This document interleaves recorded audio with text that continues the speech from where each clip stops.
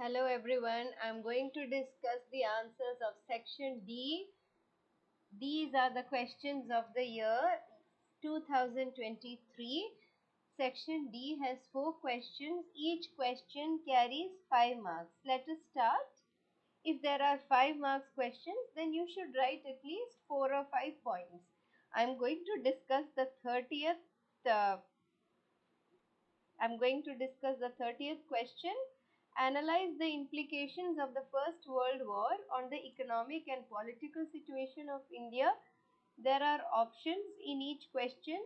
The question of 30B is analyze the role of folklores and symbols in the revival of nationalism in India during the 19th century. So I'll be discussing the answers of 30A as well as 30B. So these are the answers. Analyze the implications of the First World War on the economic and political situations of India. The war created a new economic and political situation. It led to a huge increase in defense expenditure, which was financed by war loans and increasing taxes. Customs duties were raised and income tax introduced through the war years, prices increased and doubled, leading to extreme hardship for the common people.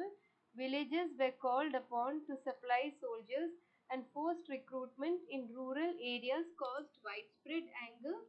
Crops failed in many parts of India, resulting in acute shortage of food.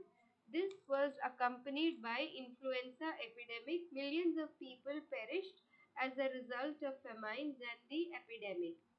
You can write any 5 points. I'm going to discuss the answer of 30B. Analyze the role of folklore and symbols in the revival of nationalism in India during the 19th century. The answers are: ideas of nationalism were developed through Indian folklore and symbols.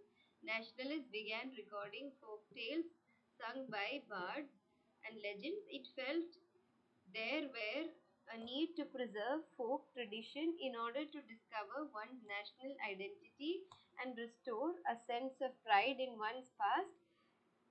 In Bengal, Rabindranath Tagore himself began collecting ballads, nursery rhymes, and myths, and led to the movement of folk revival. In Madras, Natasha Shastri published a massive 4-volume collection of Tamil folk tales, the folklore of South India. The nationalist leaders emphasized icons and symbols for unifying the people, for inspiring them for nationalism. The seventh point is: during Swadeshi movement in Bengal, a tricolor flag, red, green, yellow, was designed. It had 8 lotuses representing 8 provinces of British India and a crescent moon representing Hindus and Muslims. By 1921, Gandhi had designed a Swaraj flag.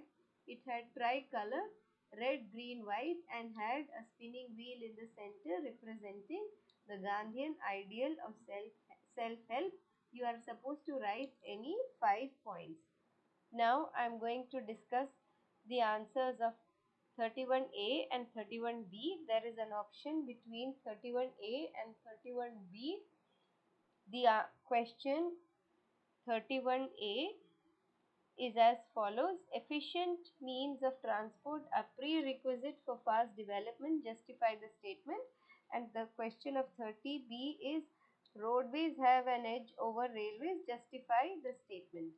I'm going to reveal the answers. I'm going to tell the answer of 31A. Efficient means of transport are prerequisites for fast development, justify the statement. Movement of goods, services can be over 3 important domains of our earth: land, water, and air. Based on these, transports can also be classified into water, air, and transport. Today the world has been converted into large village with the help of efficient and fast moving Transport helps us in interacting with others in all the parts of the world.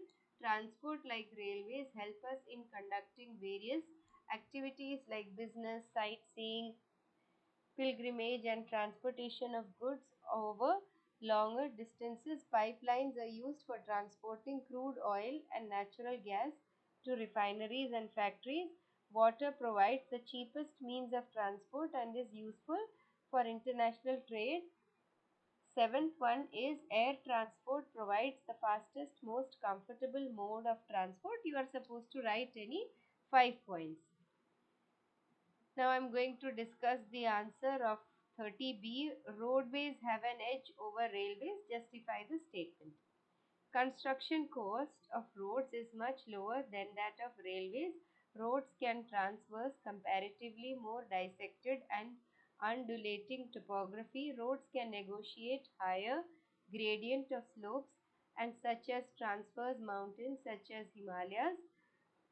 Fourth point, road transport is economical in transportation of few persons, relatively smaller amounts of goods over shorter distances. Fifth point, it also provides door-to-door services, thus cost of loading and unloading is much lower. Sixth point, road transport is also used as a feeder to other modes of transport such as provide a link between railway station, air and seaports. You are supposed to write any 5 points. Now I am going to discuss the question 32A and 32B. Now the question of 32A is there is an overwhelming support for the idea of democracy all over the world. Support the statement with examples. The question 32B is democracy can address all social, economic, political problems. Support the statement with arguments. 32A question is democracy gives freedom to people to select their government without any domination or pressure. Unlike other form of government, democracies have had success, greater success in setting up regular and free elections and in setting up conditions for open public debate.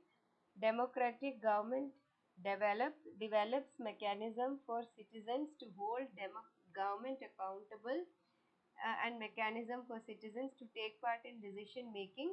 It promotes equality among citizens. Democratic government enhances the dignity of the individual. Democratic government improves the quality of decision making. Next, sixth point, democratic government provides a method to resolve conflicts. 7 point, democracy provides a framework for political stability, accountability and transparency. Eighth point, democracy is based on the idea of deliberation and discussion. Ninth point, regular, free and fair elections are features of democracy. You just need to explain any 5 points. Now I am going to discuss the question 32B. Democracy can address all socio-economic and political problems. Support the statement with arguments. As you know that these two questions are related to civics. Democracy is the most important form of government that allows for the participation of citizens in decision making. Democracy provides a framework for political stability, accountability and transparency. Democracy is based on the idea of deliberation and discussion. Regular, free and fair elections are the features of democracy. Open public debate on major policies and legislations. Democracy gives its citizens the right to information about the government and its functioning. Democracies are based on political equality. All individuals have equal weight in electing representatives. Government functions to represent general view of minority and majority. Democracy has strengthened the claims of disadvantage. It tries to accommodate social differences. It deals with social problems like poverty, inequality, corruption and discrimination. You are supposed to write any 5 points. Now I am going to discuss question number 33. There is an option between 33A and 33B. Almost all the questions in section D have options. There are only 4 questions. Now I am going to discuss the 33rd question. It is pertaining to economics. Analyze the impact of globalization in India. Analyze the ways to make globalization fair. I am going to discuss 33A answer. The answer is as follows. Analyze the impact of globalization in India. MNCs have increased their investment in India such as cell phones, automobiles, electronics, soft drinks, etc. New jobs have been created. Local companies, supplies, raw materials, etc. to these industries have prospered. Several of top Indian companies have been able to benefit from the increased competition. They have invested in the newer technology and production methods and raised their production standards. Some of them have gained from successful collaborations with foreign companies. Sixth point, globalization has enabled some Indian companies to emerge as multinationals themselves, like Tata Motors, Infosys, Ranbaxy, Asian Paints, Sundaram, Fasteners, etc. I have discussed the first six questions. There are several points, but you need to explain any 5 points. Now I am going to discuss the points of 33B. Analyze the way to make globalization fair. Fair globalization would create opportunities for all and ensure that benefits of globalization are shared better. The government policy must protect the interests not only for the rich and powerful but also for the people in the country. Labor laws must be properly implemented or enforced, and the workers must get their share of rights. Workers should be provided with a lot of rights. The government can support small producers to improve their performance till the time they become strong enough to compete. The government should help the producers as long as they improve their performance, and they should be strong enough to compete.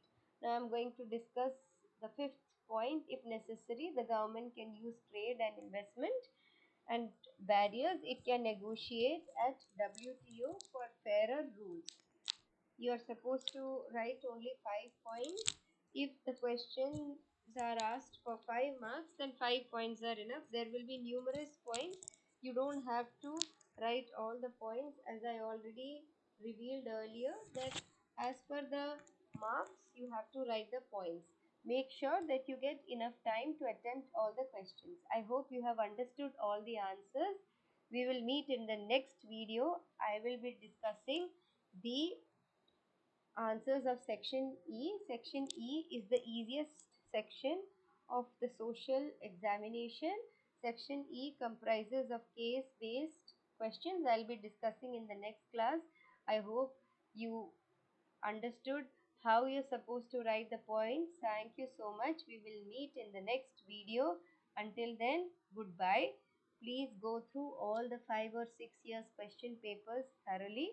Some of the questions are repeatedly. If you go through the previous question papers, you will get an idea of what sort of questions will be asked in the examination. Thank you so much. Let's meet in the next video.